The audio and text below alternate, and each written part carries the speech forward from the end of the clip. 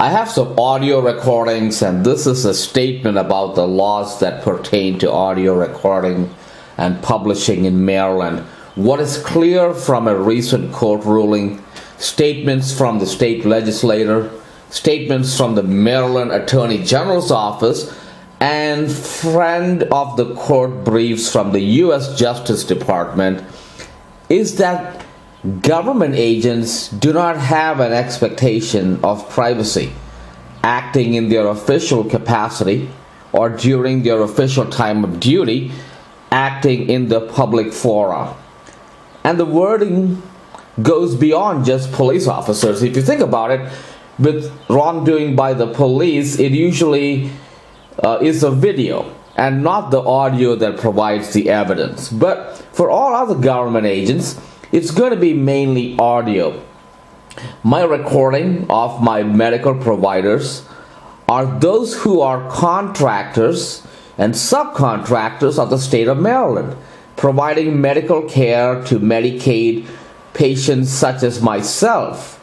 Now, these are some of the same doctors that also, provide medical care otherwise as well. But in my case, they are doing it as a government contractor or subcontractor. Now, the problem started before I ever even got onto the government program. And for those issues, there are no recordings of those events, obviously. And now you are probably not on Medicaid. Now this is Medicaid, not Medicare. Medicaid is the medical assistance from the government. So you are probably not on Medicaid, so you could not use this interpretation of the law to justify recording your medical providers. Now, what could work for you would be the argument that otherwise, what would otherwise be oral communication or a conversation is in fact neither when it is within the context of medical care. What is taught in med school is that oral communication between doctor and patient is a tool, something like an x-ray, a scalpel, or medication. It is said that oftentimes just the discussion alone is sufficient to come up with a diagnosis. It is also said that the discussion is part of treatment, because here the doctor tells the patient that he must take the medication or else some bad consequence results. And also, if you read many hospital policies on patient rights and responsibilities, it will say that the staff has to respect the patient's privacy, the patient has to respect the privacy of other patients, but it does not say that the staff has any privacy rights. What it normally says is that the patient has to respect the staff's rights, and this means that the patient cannot, assault the staff and so forth. But the word privacy for the staff is left out, and this is because the staff member interacts with the patient. When that happens, the discussions are entirely about the patient and the patient's private matter.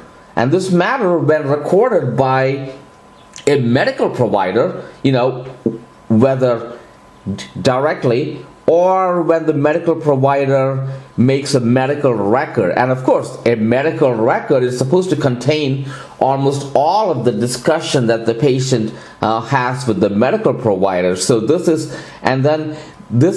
all this is protected by privacy laws such as HIPAA, right? And these privacy laws are entirely for the patient. So it's only the patient who can allege that his privacy rights were violated. Now, the medical provider, wherever mentioned in those medical records, they don't have any right of privacy. So, you could get medical records from a doctor and you could share it with whoever you want, and the doctor has no say in it. At the same time, the doctor cannot take your medical records and just make them public. So, that argument could work for you, but then again, That's not, that's a good argument, but it's not as good as the first one, where it is kind of settled in Maryland that when you are a government contractor, subcontractor, basically you're acting under